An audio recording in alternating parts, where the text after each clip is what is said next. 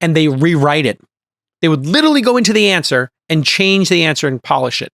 And they would send that to two finance people and then look for, okay, is it clean, right? You do a double blind kind of situation. Yep. That's what Scale AI was doing all this time, and they were making more and more money from it. So now the question is Meta going to just turn that off and just say, we're not going to provide that to other people. We're just going to use it for our own needs. And that would make sense for them to do it, but it would also be super anti-competitive. And I'm sure I don't know what's going on with M&A. We talked about it, I think, last week, on Friday, maybe even. And, as I said, I just look at the game on the field. All these things are happening. So maybe they're just going to get a pass, but that would be a thing to look at. Did Zuckerberg buy this to kill it? This Week in Startups is brought to you by OpenPhone. Streamline and scale your customer communications with OpenPhone. Get 20% off your first 6 months at openphone.com/twist. Vanta. Compliance and security shouldn't be a deal breaker for startups to win new business. Vanta makes it easy for companies to get a SOC 2 report fast. Twist listeners can get $1,000 off for a limited time at vanta.com/twist. And Pilot. Focus on your product. Let Pilot handle your bookkeeping. Pilot provides the most reliable accounting, CFO, and tax services for startups and small businesses. Head to pilot.com/twist and get $1,200 off your first year. All right, everybody. Welcome back. This Week in Startups. He's Alex William. I'm Jason Calacanis. We do this Monday. We do it Wednesday. We do it on Fridays. And we have a ton of startup, big tech, little tech, everything in between news. And I am still on the road, Alex. I'm still on the road. I've just given up you going back to Austin. I think you went to Texas, you had some barbecue, played some poker, and now you're like, you know what? I'm going to Asia. I'm going back to California. Here's the thing. It is brutally hot in the summer, and your kids get out of school the end of May, first week in June. I think somehow related to the heat.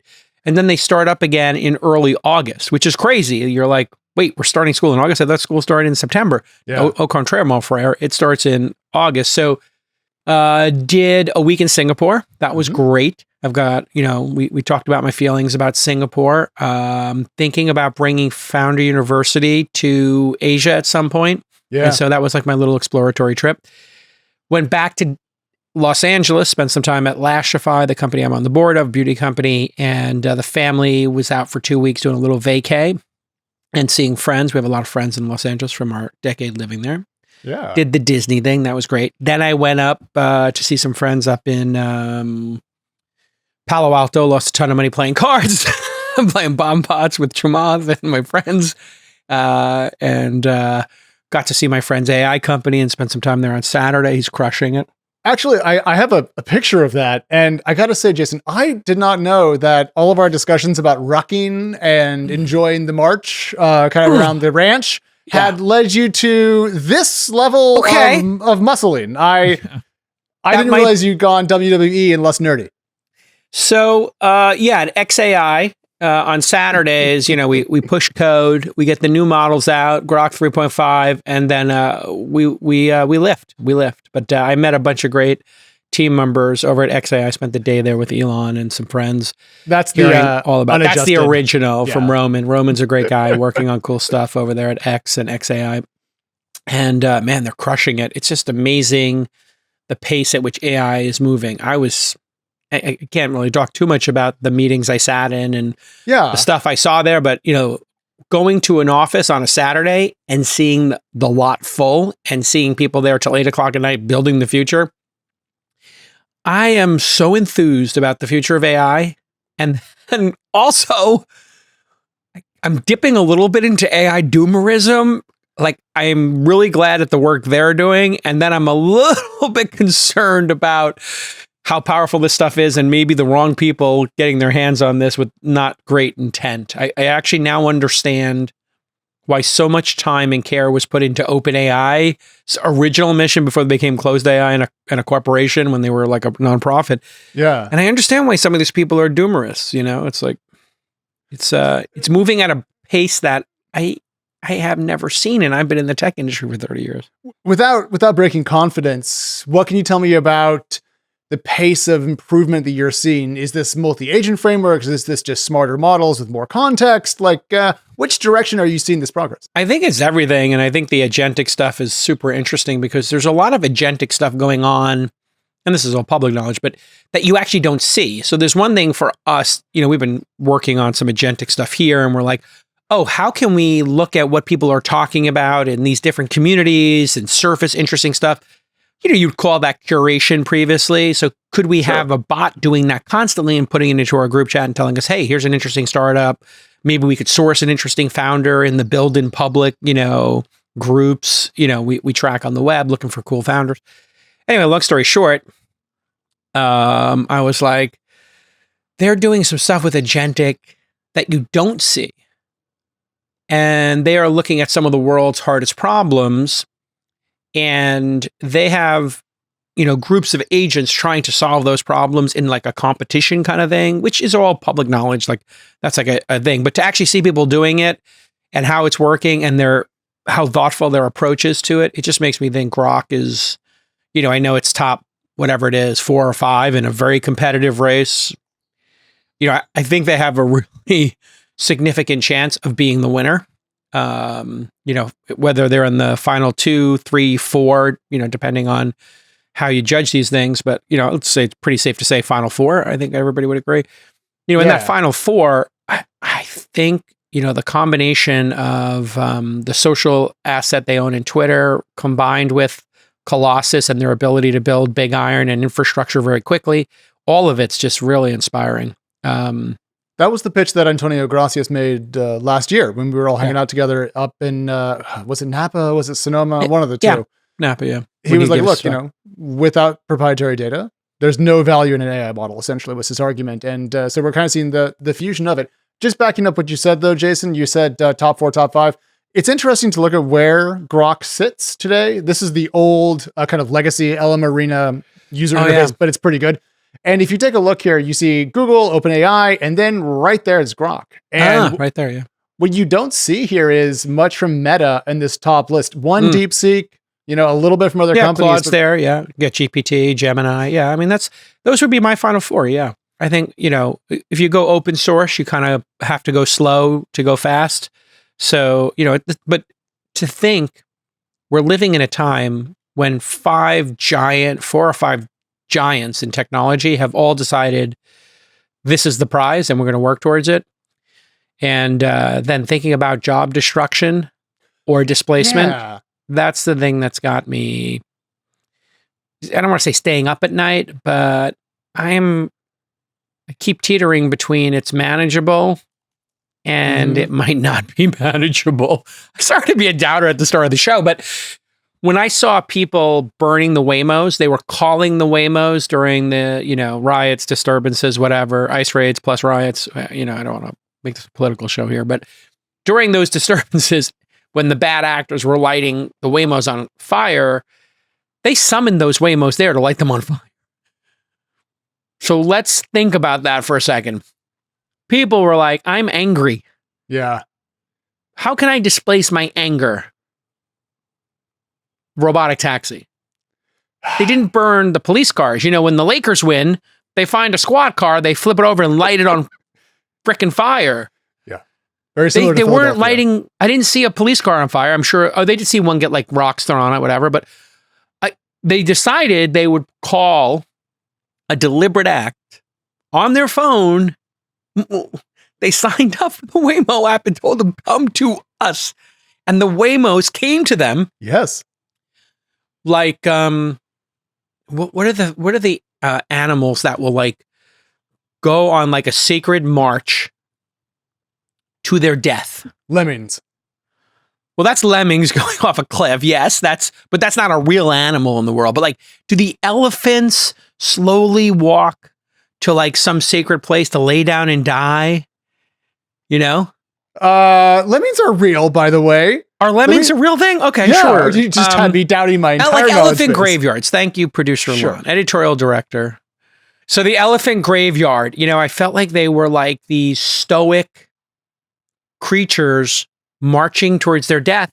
And then, so going back to the pace of AI, You got to think there's people at Waymo right now, and of course Tesla doing their, dry run, very safe, very small. If you're running a business, every missed call is losing you money. If I need a plumber, I'm not waiting for someone to get back to me. Of course not. I'm just going to call the next number on my list, right? I got a plumbing issue. But with Open Phone, you'll never miss an opportunity to connect with your customers. Why? Well, Open Phone is going to streamline and scale your customer communications. Say goodbye to voice jail. Nobody wants voice jail. Everybody wants the voice, the human. If a human's not available, how about an AI agent that can be set up in minutes by your friends over at Open Phone and you to handle calls after hours? Hey, it's 2 a.m. Here's our AI agent. We're going to grab the new lead while you're sleeping. Open Phone is a no-brainer. See why over 60,000 businesses like mine trust Open Phone. Open Phone is offering Twist listeners 20% off your first 6 months at openphone.com/twist. If you have existing numbers with another service, Open Phone will port them over at no extra charge. Open Phone, no missed calls, no missed customers. In Austin. Oh, and by the way, I got to drive in a Tesla Cybercab. That was the other big thing I did on Saturday. I took 3 rides in a cyber taxi, or the latest build of the cyber taxi software. And it's good. It's better than my Model Y with the hardware 4.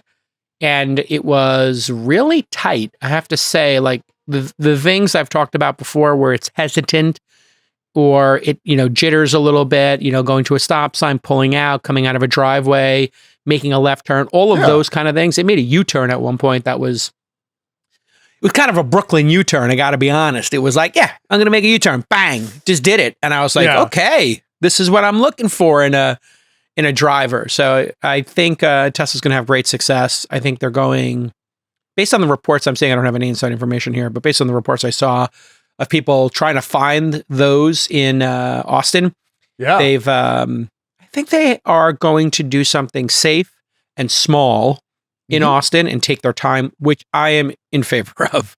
I actually think they should have a safety driver. I think they have safety drivers remote and in the passenger seat. I saw a picture today. I don't know what the reality is, but June 22nd is the launch date in theory for the Tesla robotaxi thing. They said it might move, but they're driving around. So I mean, no, I'm just saying I'm excited to see what they come up with. And Jason, just a point of clarification: were you in one of the new 2-seater cybercabs that were shown off earlier, or you were in a traditional Tesla with new software?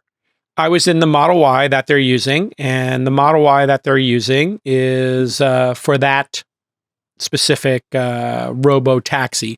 So there's Cyber Cab, which is a 2-seat thing. Robo-taxi is a generic term. So I was in the Cyber Cab, not the robo-taxi.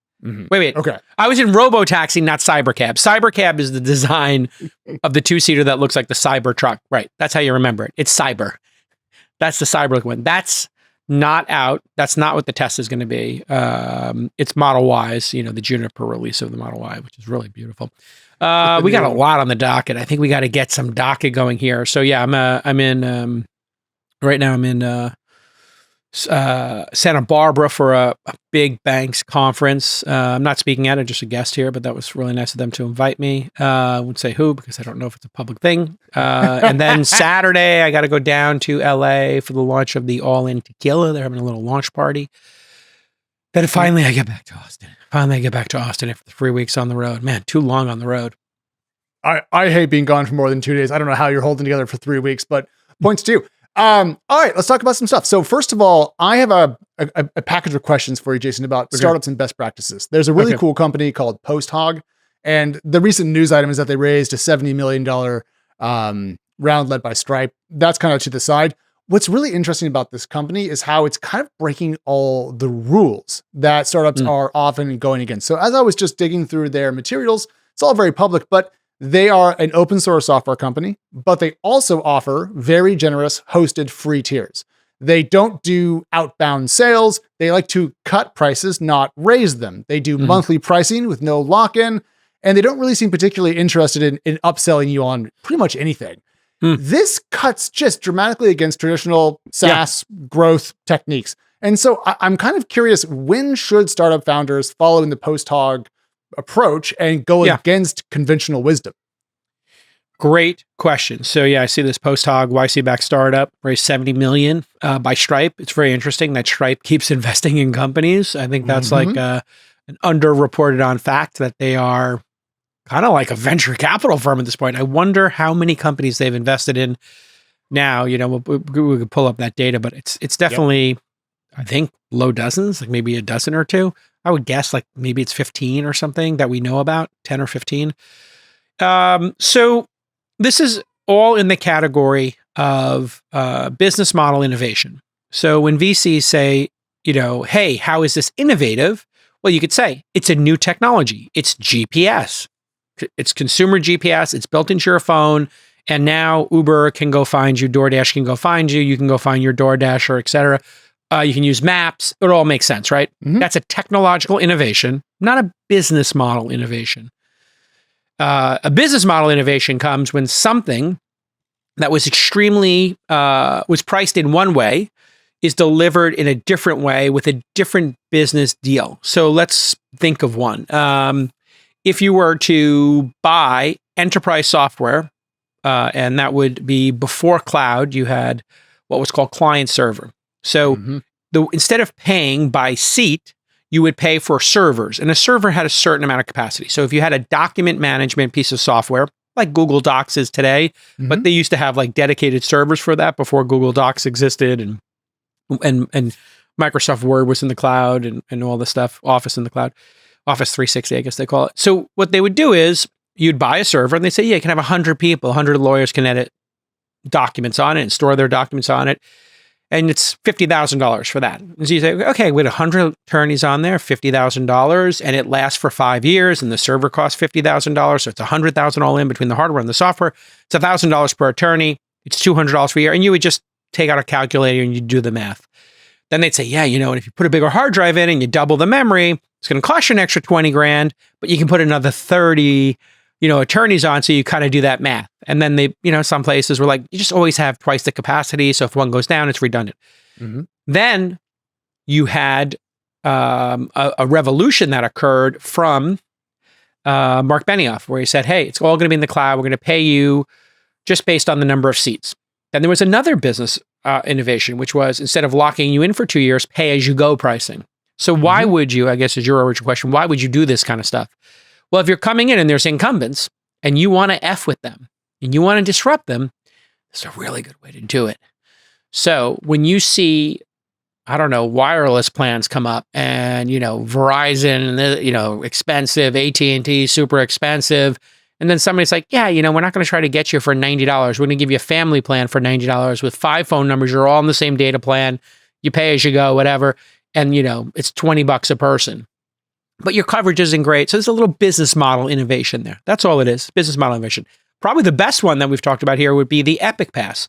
You used to go skiing. You could get a season pass at one resort. So if you owned a home and you were, you know, going to Deer Valley, you'd buy a season pass from Deer Valley. Vail Resort said, buy the Epic Pass and we'll just start buying up mountains anywhere. And you could buy the local one for 5 mountains in Utah, the local one in Tahoe for 5 mountains, or you could buy the international one and all you can eat. All you can eat pricing.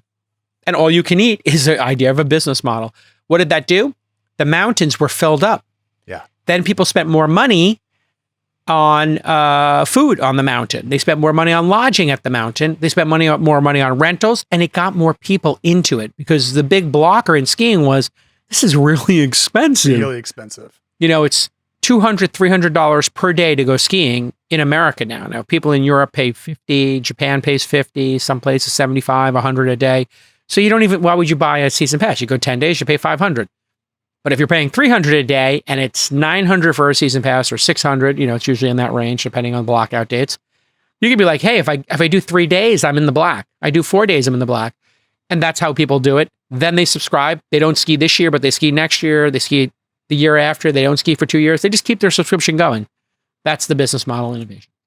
I really appreciate that. But investors are often looking for a particular thing when they're, you know, their conception of the market and how startups should operate. So if you're going to cut against the grain, either in a technology sense or a business model sense, how would you go about conveying to investors that you're not being absolutely insane? For example, we're going to cut prices, not raise them. How do you get across their ick factor by you going against commission? You just ignore them. Yeah, VCs are, if a VC is smart, they are going to look at the entrepreneur and say, tell me your thinking. Okay, yeah, that's an interesting idea. Why do you want to cut the price in half? Do you think you can make up for it by having 5 times as many people? Mm-hmm. And when they started Uber Pool or Lyft Line, a lot of us were like, is that a good idea? Because that $5 a ride, $6 a ride. And it was like, yeah, we're going to try it. The cities love it. And it didn't work. It's worth trying, right? All right, founders, I know you're building something amazing and you're going to change the world. And now, hey, the big logos, they're taking your calls, right? But here's the catch. If you're not SOC 2 or ISO 27001 compliant, these deals won't close. Now, some of you are saying, I've never heard of those terms. Some of you are saying, I've heard of them, but I don't know what they are. And that's where Vanta comes in. They're going to be your partner, and they are the all-in-one compliance solution that helps startups get audit ready. And that's going to build a strong security foundation for your company, which you want, but they're going to do it quickly and painlessly.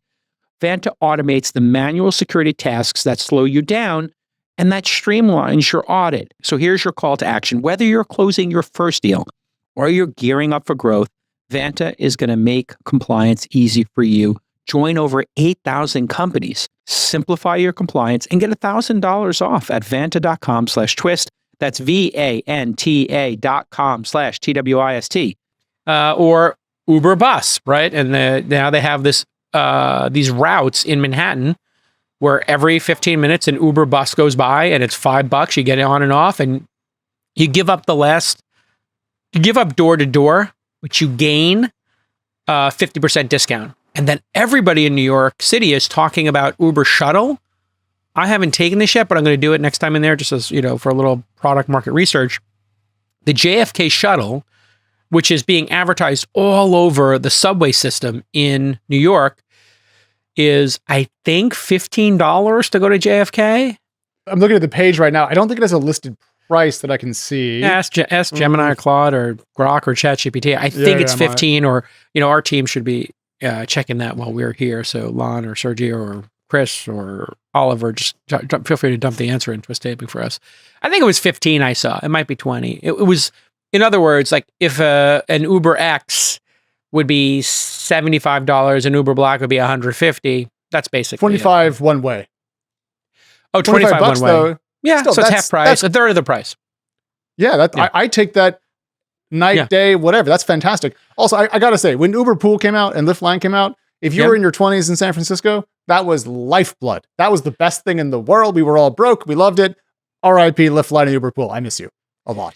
I think, with the Cybercab coming, the 2-seat, what they're reporting might cost 15, 20, 25K, eventually maybe 25K to start, 15 at scale. And I think they're going to scale it. That might be the kind of thing where it could go down to $10 a ride or whatever, $7 a ride again, because those cars are so cheap to produce and they'll be utilized 20, 30 times a day. So yeah, you can ignore your investors or potential investors' advice. I think you explain it to them, and if they don't get it, they don't get it. Yeah. It's just the nature of it. If people don't get it, a great investor wants to hear your thinking, have a great debate with you about it, and then let you cook. And so if Steve Kerr's like, I'm going to take 12 threes a game because I'm going to let Steph Curry do that. If you're the owner of the club, you're like, okay, yeah, you got a season. Let's see. Yeah, maybe 2 seasons. You're looking for a little innovation, and that's why the 3-pointer revolutionized the game. And then that's why everybody's trying to get, all 5 people to be able to shoot threes at a decent level. And then that's why the volume of threes went up. So business model innovation, you can see something like that in the NBA. There's an innovation in NBA. And if you do that, you have a really good chance to disrupt, people who are incumbents. So the reason really to do it is to F with incumbents and delight customers. One of those 2 reasons. People thought it was crazy to even consider like Spotify. Like, why would the music industry ever want to support something like Spotify when it was 99 cents a track? And 99 cents a track was a Steve Jobs innovation that they were like, why would we ever do 99 cents a track we want to force people to buy the album for $15 to get the 12 tracks for $1.30 each. Why would we ever do 99 cents track? People are just going to snipe the best one. So there's 3 different business model innovations. The CD going to Spotify, and then Spotify going to all you can eat, or CDs going to 99 cents on iTunes, and then to eventually, being all you can eat. And then they're also on YouTube.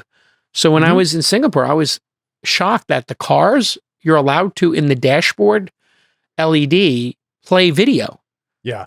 I mean, I think that's illegal in all the United States. Yes. And 100% of them had YouTube playlists they were playing. And so you're sitting there in the backseat watching a music video from YouTube. And I'm like, I was always wondering why these videos have 1 billion views. It's because every cab in Singapore is playing a YouTube playlist. Number of cabs in Singapore. I'm Googling that 6 million people. I guess there's like 1% of the people, so 60,000. There were 14,000 taxis and 46,000 other kind of chauffeurs in Singapore back in 2022. You put those together, that's 1% of 60,000. I nailed it. Once again. Yeah, no, it's a lot of folks. All right, let's take a big pivot here and talk a little bit about the Navy. So the story is that in the Navy. Do you want to keep singing? No. Okay. Every time we say Navy, I think of the Village People. When I think of the Navy, I think of my childhood dreams of being a Navy fighter pilot that were foiled once by being too tall and far too blind. Sadly. Got it. Rest in peace, Alex's Navy dreams. Anyways, so the Navy's CTO, Justin Finelli, is working hard to make it easier for startups to sell into the Navy. And this is a couple of things at once, Jason. So first of all, they're trying to kill off the Valley of Death, which is the time between when the Navy orders something from you and when you actually get paid for it. If it's too long, startups can't float, essentially paying for someone else's product for too long. So that's very important. And also they're trying to get the overall time from kind of selling to the Navy to getting something approved down quite a lot. So one startup, Via, went from request for proposal to deployment in under 6 months, which I believe in government terms is light speed. Yeah. And, we have a lot of defense companies on the Swiss 500, Vatan Systems, Castellian, Overland AI. There's a lot of names on there. But I'm curious, what can startups bring to the Navy in particular, or the military as a whole, that existing defense contractors can't? So where should startups be focused today if they want to sell into the DoD? Okay, that's a big question. So there's a business model and a payment to segue from the last story. The existing model is cost plus. So we get a contract with you and we just make a percentage on top of it. I hate that business model. I'll tell you why in a second. The other model is I make something, I'm a technologist, I make it better, make it faster, and I make it cheaper, and you buy it. And that allows me to make it better, faster, and cheaper. And then you buy more of it, and we just keep going. When you do cost plus, that never happens because your incentive is to make it cost more. So the plus on top of it, the percentage on top of it goes up as well because you want to increase your profits and your revenue, right? Everything's got to go up and to the right. Yes. There's 2 ways for it to go up and to the right. Charge more or sell more. So there's the tension. And what startups are great at doing, bigger, faster, cheaper.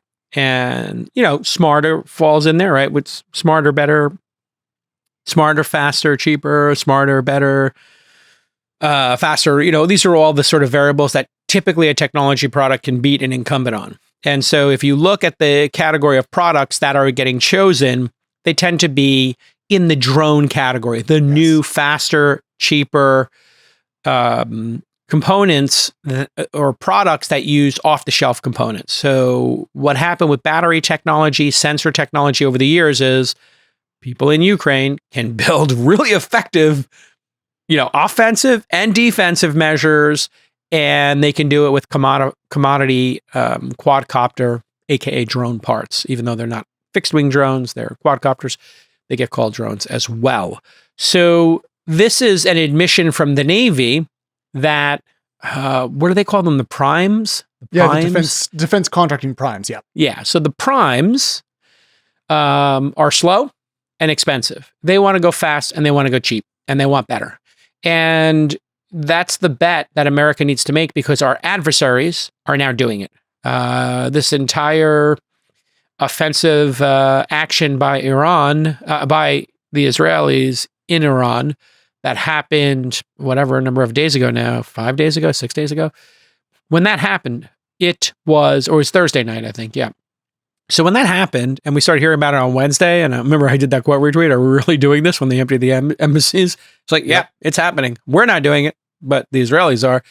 They had boots on the ground inside of Iran, and they weren't sending F-16s in or any kind of complex stuff. Well, I mean, maybe it was complex, but they were doing drones and small arms that they had snuck into Iran and Tehran. I think they snuck it in over a year and a half, 2 years. If you're a startup founder, you got a million things to worry about. You got hiring, product market fit, customers, investors, board meetings. It never ends. And that's where Pilot comes in. Pilot is the largest accounting firm built for startups. They know how high stakes your finances are, right? The book's got to be perfect. And that's why companies like OpenAI, Scale AI, and Airtable trusted them with their books from day one. With Pilot, you get a dedicated team for everything. Bookkeeping, taxes, even CFO level guidance. And when it's time to raise that next round or scale up, Pilot's CFO services team can help you plan and grow with confidence.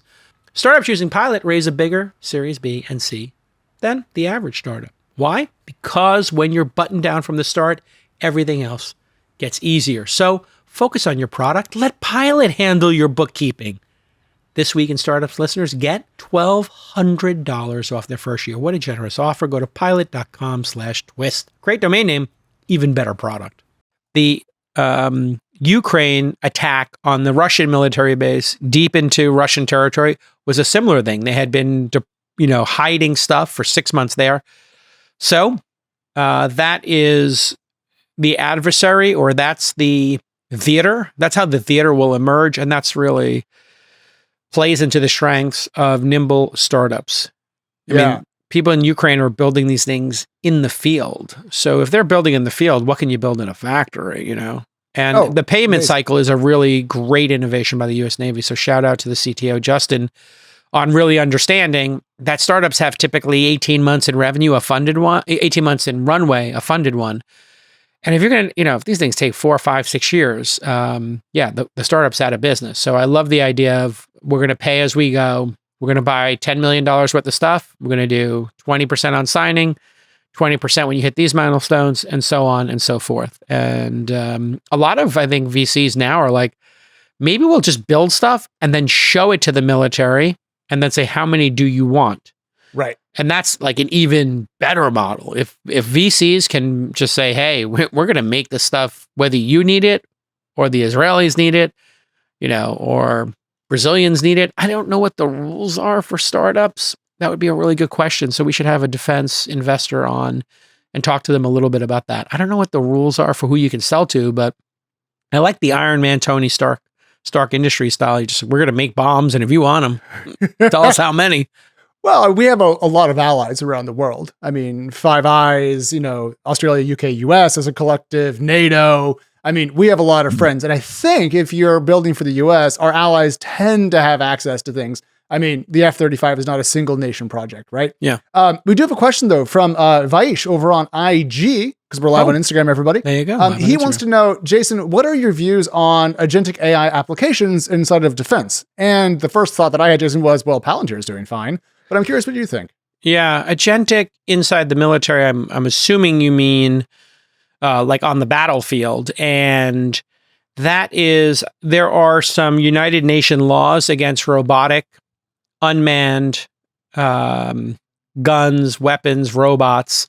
And I know that we have some agreements to not have those, but to have them for, robots that are monitored, controlled by humans.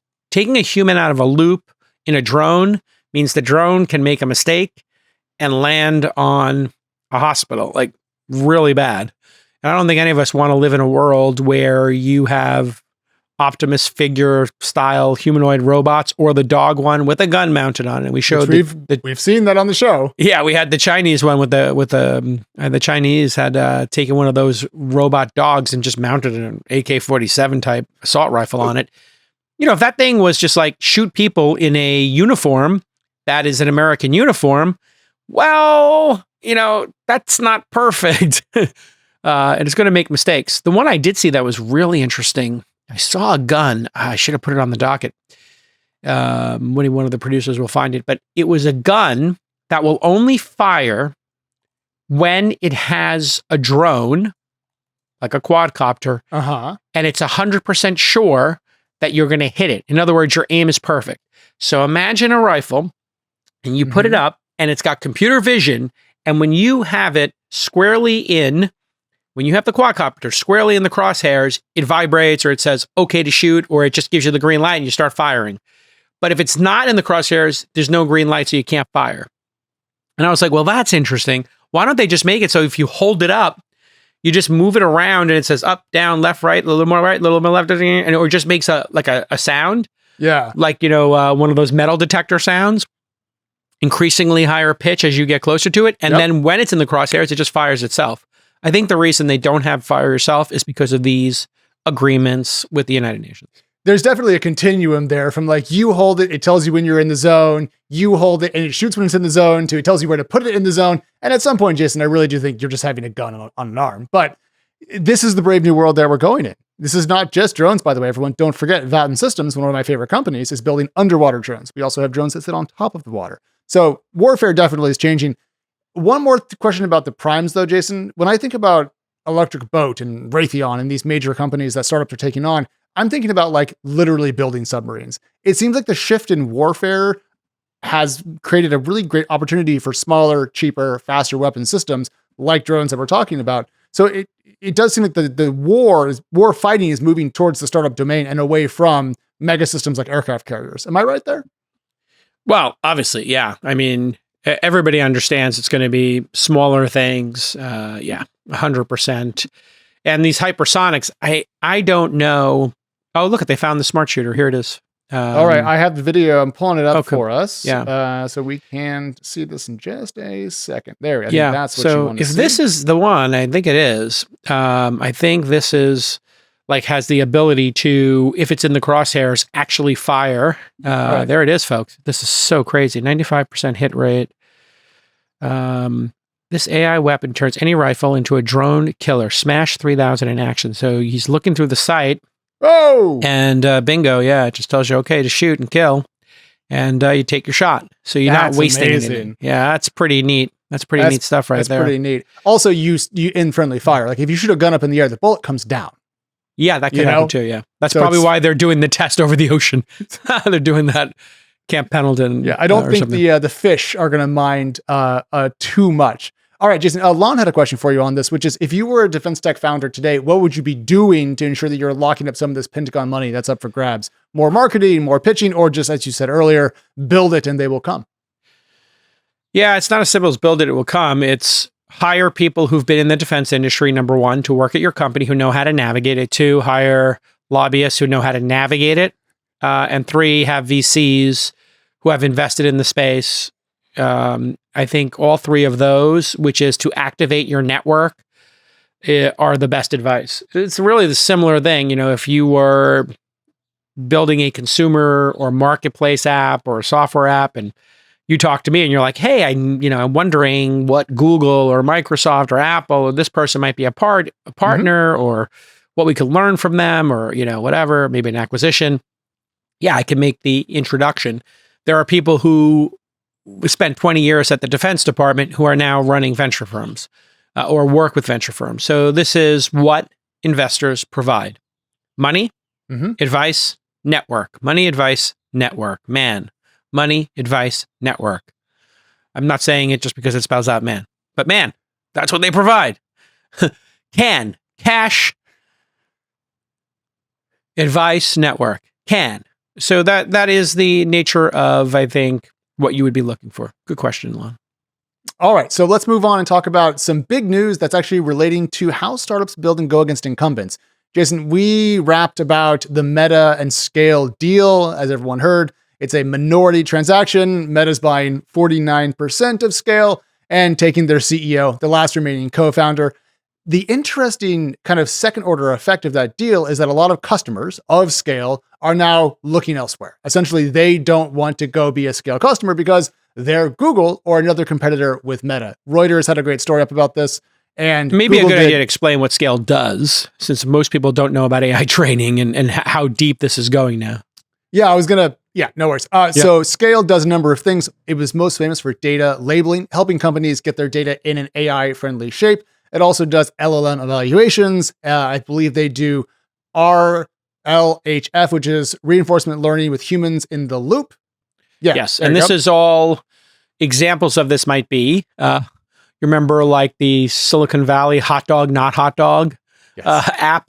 In the early days, you would just have humans say what's in the photo. They would type 5 items in the photo. Another human would type 5 items in the photo. And if they got 4 of the same things, and they said this is an orange, and it's a man eating an orange on a beach, and there's a seal, they would say, okay, great. 2 out of 2 people agree. We'll put those tags. And it was called tagging back in the day. You put tags on, humans tag stuff on Flickr, and then people would use that Flickr data or Instagram data from those tags to train AI and do machine learning. But there were also companies doing it. Then it became, tagging was kind of easy. So then with large language models, what they started doing would be, you asked a question about finance. Hey, explain to me the rule of 72. Sure. They would look at it, and when you're asked to give a thumbs up or a thumbs down, that's you giving some feedback. That would go to, with a thumbs down or people complaining about it, an expert in finance. And over time, it went from literally somebody who could tell you what was in a photo, which is like any human being who can use the English language, and even poorly. They don't really need to even be able to put full sentences together, to being somebody who's a finance person who says that description is technically wrong because of these little nuance, and they rewrite it. They would literally go into the answer and change the answer and polish it. And they would send that to 2 finance people and then look for, okay, is it clean, right? You do a double blind kind of situation. Yep. That's what Scale AI was doing all this time, and they were making more and more money from it. So now the question is Meta going to just turn that off and just say, we're not going to provide that to other people. We're just going to use it for our own needs. And that would make sense for them to do it, but it would also be super anti-competitive. And I'm sure I don't know what's going on with M&A. We talked about it, I think, last week, on Friday, maybe even. And, as I said, I just look at the game on the field. All these things are happening. So maybe they're just going to get a pass, but that would be a thing to look at. Did Zuckerberg buy this to kill it? Well, I don't think we even have to assign motive here, Jason, because it appears that it's going to die on its own. For example, Reuters reports that Google did $150 million of business with Scale last year. They were going to do $200 million this year. That's going to go to zero. And a number of startups are reporting an influx of demand for their services, which were competing with Scale before, because people don't just want to give Meta essentially their data to show them what they're training. So a company called Labelbox told Reuters that they're going to, quote, probably generate hundreds of millions of dollars of new revenue this year from customers leaving Scale. Turing and Handshake also said the same thing. I pulled a list, by the way, of companies that are in the data labeling space. It's in the Twist 500 newsletter today. We're going to put a couple of these on the list. But my question for you is, if you're a founder and the incumbent, whoever it is in your space, stumbles or becomes less marketable or just less attractive, what's the best way to go out there and ensure that you're going to absorb that demand that's not going to peel off from them? I'm thinking like discounts or promotions. How would you go about it? I would hire previous salespeople who worked there or previous employees to be consultants and tell them not to put their names on your LinkedIn page. So if I was another labeling company and 5 people had left Scale AI in the last year, I'd say, don't give us your database, but we'd like you to come be a consultant and tell us, hey, what would be great?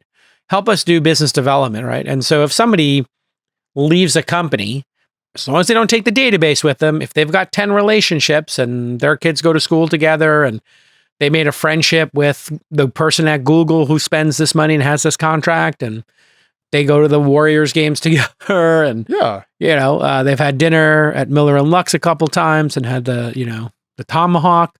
Great, fine. They might be able to win that client. So that would be how I would do it right off the top of my head. But you got to be, you're going to have to rise and fall with the quality of your own company. You could put up a web page, actually, now that I think about it, that says, offering free consultations, offboarding consultation and assessment and audit for people getting off of Scale AI, or Scale AI alternatives. So when you type in like Slack alternatives or Salesforce or HubSpot alternatives, you get all the other SaaS products. And sometimes the SaaS products will put on their own webpage Salesforce versus Sales Hub competitor or whatever. And it's the Sales Hub, webpage, but they're doing a comparison of their two. Astoundingly, even though they did it completely objectively, did you know that Sales Hub actually turns out to be a better product? Wow, shocking. I'm blown away by that, Jason. Yeah. Unbelievable that they would find themselves to be the market leader. It just was, it's objectively the truth. So they decided to highlight it on their page and buy ads around it to send more traffic to it to drive the SEO. So yeah, I would probably do that as well. And then maybe writing some blog posts and maybe doing some press hits on podcasts, etc., where you explain the space, you explain the deal. So making yourself available to journalists and podcasts. Podcasting is kind of the new journalism now, or like the new place people look for information. So I would just go, hey, who's talking about this? Hey, we can provide a subject matter expert. Would you like the CEO of this company, this data labeling company, to come on your pod? Boom. Well, I mean, when these three startups, Turing, Labelbox, and Handshake, were in the Reuters story, they're the first place I went. Now, admittedly, I did go find another 5, but I mean, that's a great way to get your name out there, build SEO. But my question is what's the ethical line? We talked a lot about the deal. Don't steal the database. Okay. Yeah, you don't steal the database. You'd never have anybody break their NDAs. I've been in meetings where people have offered me information and I just stop them. I'm going to stop you right there. Don't tell me anything that your previous employer would be upset at you telling me. Don't tell me, we have an investment in Uber. Please don't tell me if you're doing something competitive with Uber or disruptive to Uber, because I had tons of people want to pitch me Uber competitors or adjacencies. I said, whatever idea you have for an on-demand company, they had it 6 months ago and they decided to move it down on their runway after getting to the 9,000, 10,000, 11,000 city, which is more important than your idea to do, Uber for dry cleaning. I mean, I need Uber for dry cleaning right now. I'm wearing polo shirts. I've been on the road for 3 weeks. I need it twice a year. I don't need it, every day of my life like I do Uber Eats and Uber rides. So I do miss that era though. That era of consumer was so much fun if you were in San Francisco. Like my across the hallway neighbor in my apartment building tried out every single possible Uber for dry cleaning and Uber for laundry because they all had amazing early discounts. And he just cycled through them and he got essentially free service for 6 months. I hope they didn't destroy his laundry. My favorite was Lux Valet. And I would pay for this again. Lux Valet would have a valet meet you at any location in San Francisco. And they were wearing a blue jacket. And they would take my Tesla and go park it in a parking lot for me. And they would abstract whatever parking lot they were putting it in, because they had rented a certain amount of capacity in parking lots at a discount. So they would get 10 spots or 20 spots in this lot. They'd pick up my car. They would bring it there. Then for an extra $10, for the same price, they would then come and be waiting for me outside the Battery or wherever.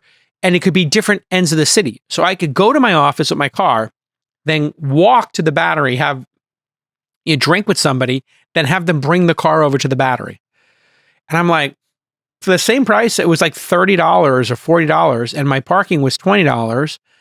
Or it was $25, and then I would give a $5 or $10 tip. So it's like, it was a wash, but I got the person to bring me the car, and they were basically losing $30 a ride. Yeah, and that's why I'm looking at this headline that I just pulled up, because I was curious what happened to Lux. And Jason, from 2017, valet parking startup Lux, latest casualty of on-demand bust. And there was another startup called Xers that was doing kind of a similar idea. And it pivoted to the enterprise, which is a polite way of saying that our consumer business lost too much money, I think. Yeah. And self-driving was coming, and cars parking themselves is an inevitability. And, ride sharing is ubiquitous. So can I actually ask you a question about this? Because much hay has been made over the years about Uber's essentially taking a loss on certain rides to drive demand, subsidizing drivers, subsidizing riders, etc., building a marketplace. When does intelligent subsidy go from marketing effort to, oh my gosh, you're just torching capital? How do you, as a founder, does feel the customer come back a second or third time, or are they just there for the free pizza? So in the world of 2-for-1, my dad would never, I was like, Dad, I see all these places doing 2-for-1 entrees and we're not busy at 5:30. We get really busy at 6:30, 7:30. He's like, yeah, those people will come in. They will eat 3 loaves of bread, put 2 loaves of bread in their pocket, steal the silverware, and they'll complain and they'll send their food back. And their coupon, there was a term for them that was derogatory, but like coupon a-holes, basically. Sweepstakes jerks kind of thing. Those 2-for-1ers is what kind of Groupon eventually became. And I recognized that with Groupon because there were all these stories that Groupon killed my business. People who had small businesses that were destined to fail would then be like, I need to get more customers. I'm scared. It's my whole life is riding on this yoga studio, this cafe. So they would do something where they lose money, to your point. Yeah.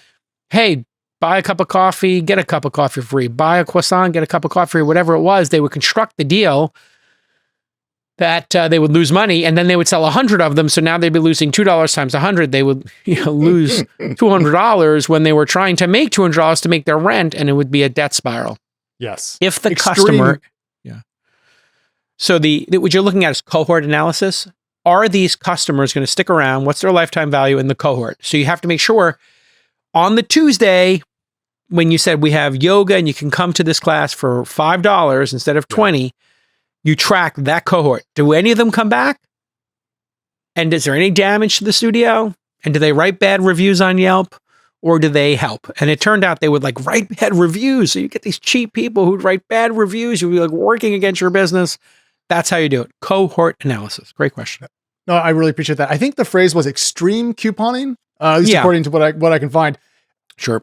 Frugality is good, but you don't want to attract customers that are going to give you the lowest margins and the most complaints. So I'm with your dad on avoiding the 2-for-1 people because, my God. Some places have ways of managing this. So if you gave unlimited iced tea, the cost is contained. Some people might go crazy. If you do bottomless mimosas and it's like, champagne that's sparkling wine that's going to make you go blind, it's really cheap and you buy it in like, a 2-gallon bucket or something. Okay, fine. So there are times you can, I think, work around it. But the problem is people in the industry during that time period, and perhaps now with AI, if you're losing money on every search and you're providing massive amounts of compute, well, maybe those people would not actually use the product long-term and they're not your ideal customer. Mm-hmm. So then the data coming in is sending you in the wrong direction. So we're all doing these queries on what should be a $200 a month subscription for an elite, multi-threaded, incredible AI product that should cost $2,500 a year. And we start using it and they burn $2,000 a year for you and I using it. And then we never convert to paid. And all the data they got from us was searches that are from people who are not their customers. So now you spend all this time thinking about somebody and trying to teach them yoga. And they paid $5 and they don't want to do yoga. They're just there because they got a deal. So that's the other thing is I think the data problem, and that's why cohort analysis is so critical. So many people just get customers and they don't think, how did I source that customer? We actually know where all of the people who come to Founder University came from. And we ask them in a survey and we ask them on the call, when we do an introductory call with the founder, how did you find out about our firm? They say, oh, I listened to All In. Oh, I listened to This Week in Startups. Oh, do you listen to both? Yes, I'm a This Week in Startups listener who started listening to All In. I'm an All In listener who then went to This Week in Startups. I saw Jason speak at a conference. I read his book. I saw him on CNBC. And what that did over time was gave me the confidence to say, you know who the best leads come from? This podcast. The more I talk about startups and startup issues here, the more people find it, the more they apply. Or when somebody does want an angel investor to come to a program, they say, yeah, you should talk to Jason. That's what he does. So you have to study where your customers are coming from. Also, it's good to look at cohorts over time. Jason, you talking about this made me think of this chart from the Chime S1 filing.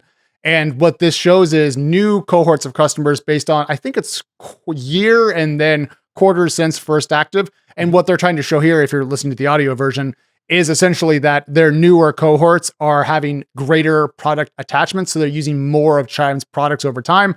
But this is another way to take a look at cohorts and how profitable they might be. Because Jason, if they're having a higher attach rate, you can spend more, I presume, on customer acquisition because each customer's LTV, long-term value, lifetime value is going up. Yeah, this chart is great. If you just take a moment and look at it, the X and Y axes are the number. X is the one that goes up and Y is the one that goes across?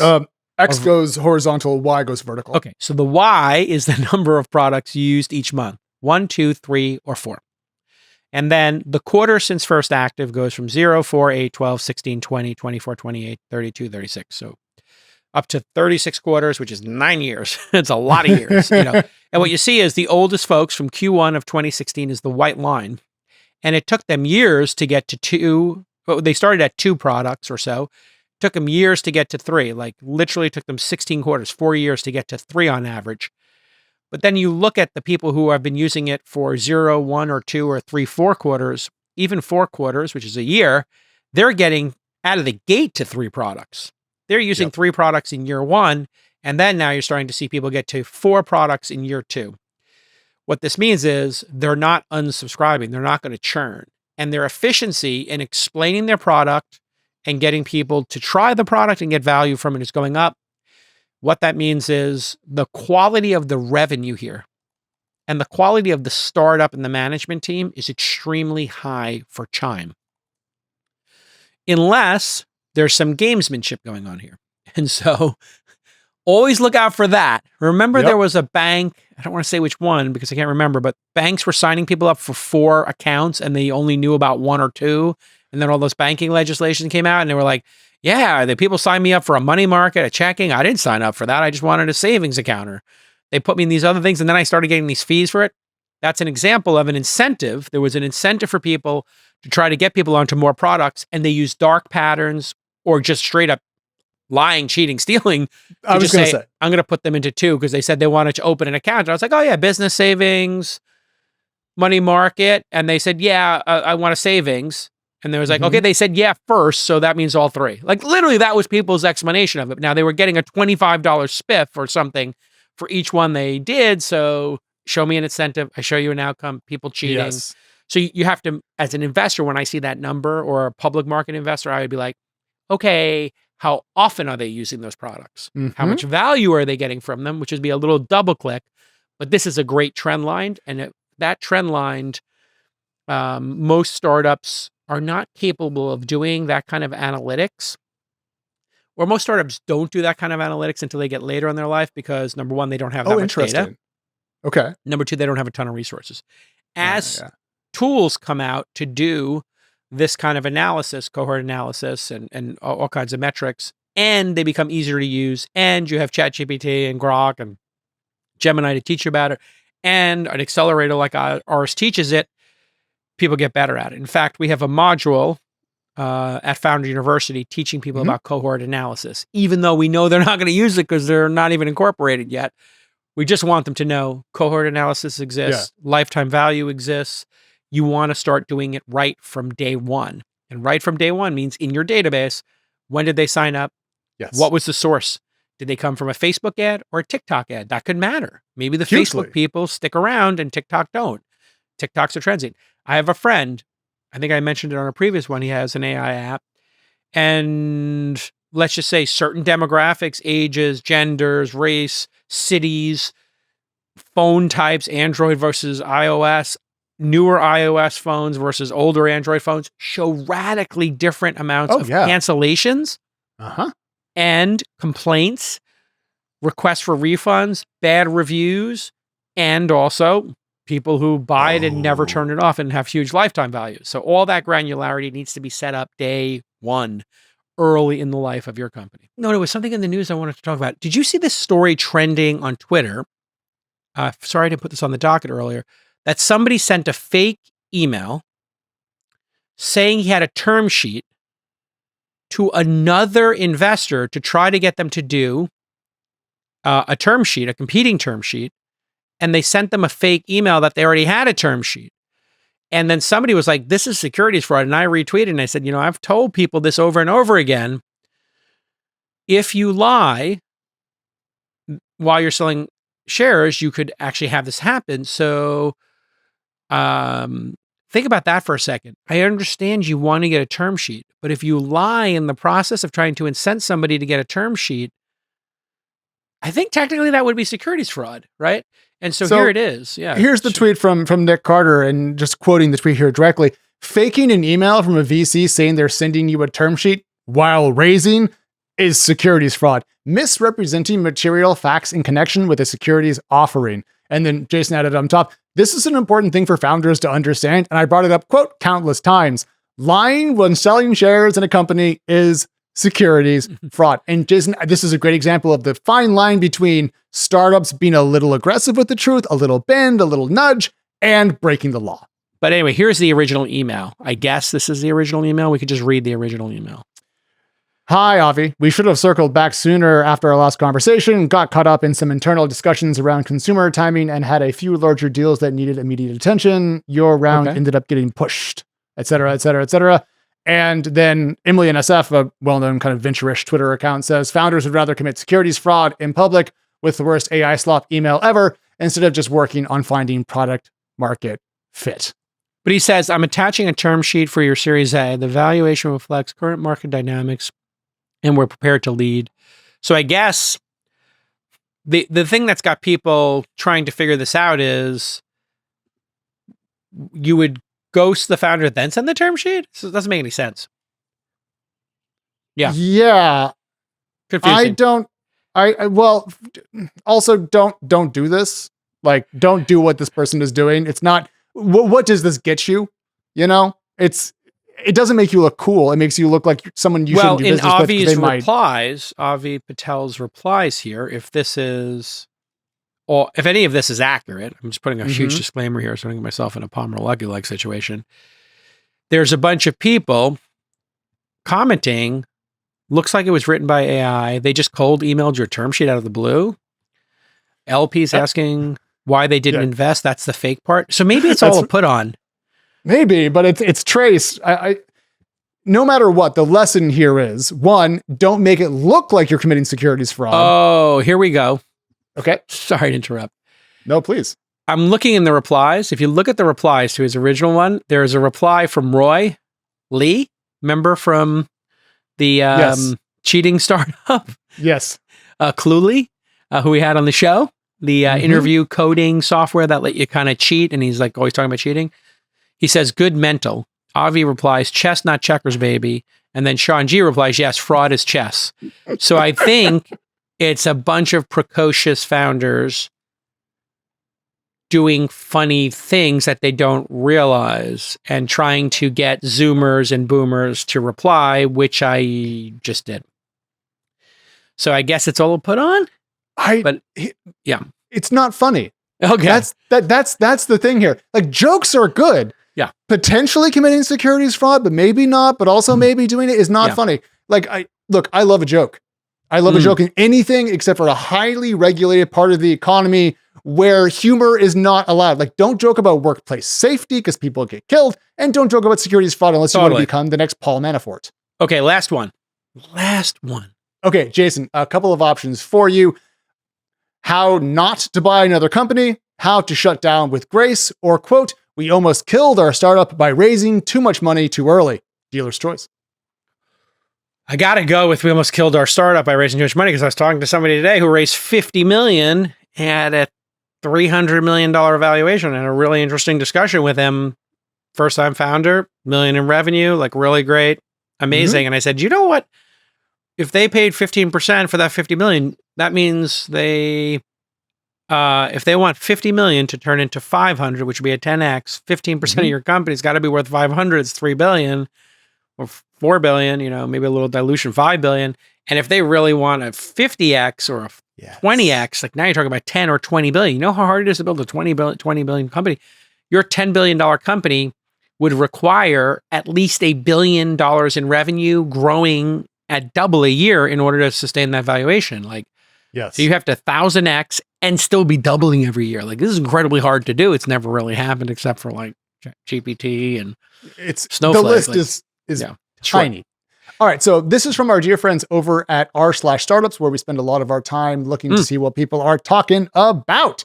And this is a post that I just I really thought it came from the heart. And this person, Kaleidoscope Fast 7871, everyone knows them, was discussing how, Jason, they started off as a very scrappy company, but then things picked up. VCs noticed what they were working on. They raised a $3 million seed. Nice. And then a month later, a $9 million round. And I think that goes to show that this is probably a 2020, 2021 era story. And then the funding, he says, made them dream big, but they got distracted. Instead of focusing on customer problems, they began to think bigger picture, get a little broader, hire some more people, et cetera, et cetera, et cetera.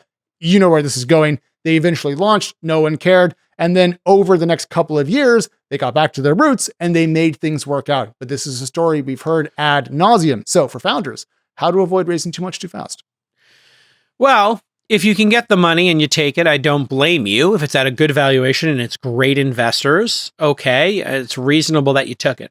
What you do once you take it is you have to know, do I have product market fit and to what extent? If you have strong product market fit, that means your product's growing without any marketing. People are calling you on the phone saying, God, I love this product. Can I have more? And they're emailing you, I can't stop using your product. Would you, can we do a deal with you? Whatever. Can you, like Amazon Prime, like perfect example. I can't get enough of Disney Plus. I can't get enough of Netflix. Can you do another season of this, Daredevil? Sure. You put it all together. If this is a company that obviously hadn't even launched yet. So if you're pre-launch, you should really be focused solely on not the money that's in the bank account, just getting a small number of customers to do this and to engage with your product and to understand your product. And if you're doing 3 or 4 different things, then you might get moderate success at 3 or 4 different things. You know what the biggest blocker to breakout success is, Alex? Moderate success. Correct. And I say this to people all the time. I've had this happen so many times in my career. I do something, it gets moderately successful. People are like, that's really great. What they mean is that's really good. But they say great because people like to be nice to founders. So you're getting all this input from the world. $3 million. 10 days later, $9 million.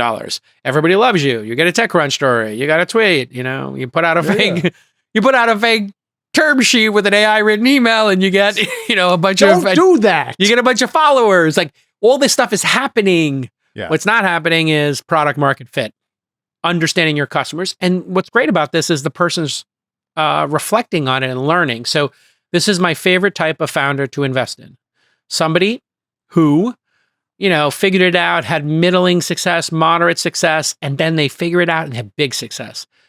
Rapportive, Raul's first company, was like, it was like a cool tool that people loved and got bought by LinkedIn. All that's like super successful. Yeah.